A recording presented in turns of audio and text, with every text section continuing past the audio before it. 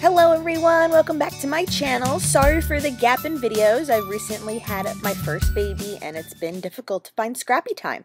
I am the guest designer for the Cocoa Daisy May memory keeping kit this month, and I am starting off with this gorgeous paper that I didn't show you me fussy cutting. I saved you the horror. It is called Good Times and it has all these beautiful florals. But I'm starting off with white cardstock and this stencil by Prima, and it's called Foliage, and I'm just rubbing through a golden light modeling paste and I'm leaving it white, and this is pretty much the only basic mixed media that I'm going to do.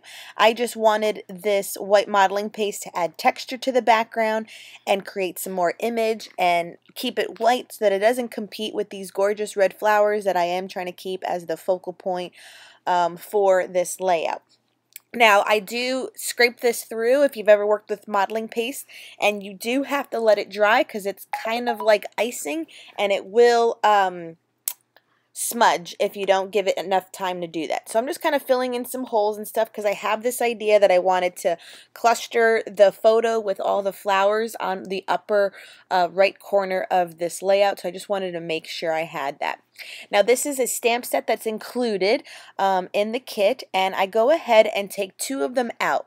One is like a light doodled foliage kind of sprig of leaves, and I thought this was perfect because the stamp or stencil that I used is a foliage stencil. So with some Memento archival ink, I am just stamping randomly to have these black doodle marks, and I like the contrast.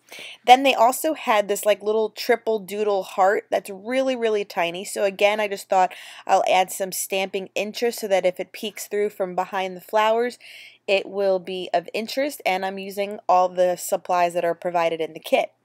Now these are the die cuts, and I loved all of the sayings. I do use another one on another layout later on with this kit, but it says, what does it say? Our life in pictures. And so obviously this is me and my little daughter. Her name is Valentina, and she's 6 months now, but this was taken like maybe a week ago, so I mean she's 5 months and weeks or whatever. You get obsessive with, you know, how old your baby is. If you're a mom, you understand this. And I had made Mommy and Me kind of just basic headbands. They're just, you know, long pieces of fabric from Joann's that you just tie into a bow. Obviously hers looks gigantic because of her little head, and then mine is just done as so. I think the next time I use these headbands I will like have my hair down because not to say I look weird, I'm just saying like the picture, you know, could be better. And I don't know why either. I think I didn't edit it enough because it definitely printed on the yellow side. Sorry about that.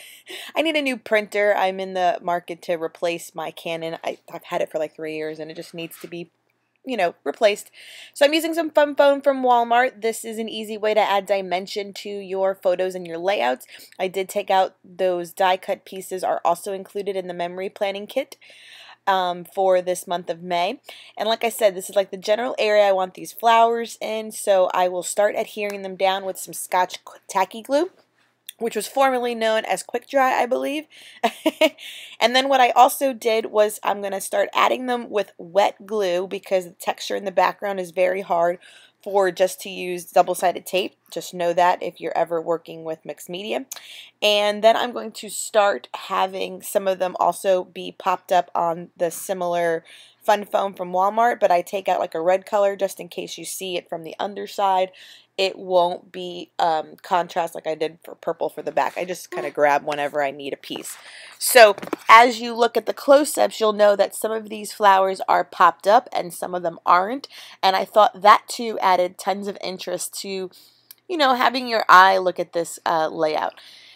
So some of them are going to be flat to the cardstock, well obviously, and not on the modeling paste, and others will be raised around it.